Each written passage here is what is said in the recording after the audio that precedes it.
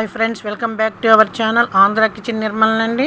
వినాయక చవితి సాయంత్రం నైవేద్యం అండి శనగలు ఇప్పుడు ఉడకబెట్టుకున్నానండి. మెత్తగా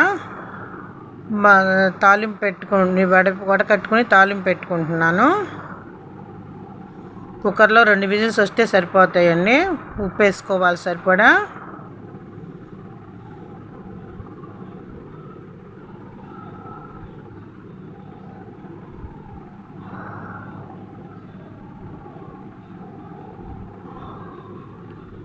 ఏం అక్కర్లేదండి, 2 స్పూన్లు నెయ్యి వేసుకొని 2-3 పచ్చిమిర్చి వేసుకొని 1 స్పూన్ ఆవాలు, 1 స్పూన్ జీలకర్ర, కరివేపాకు చాలండి.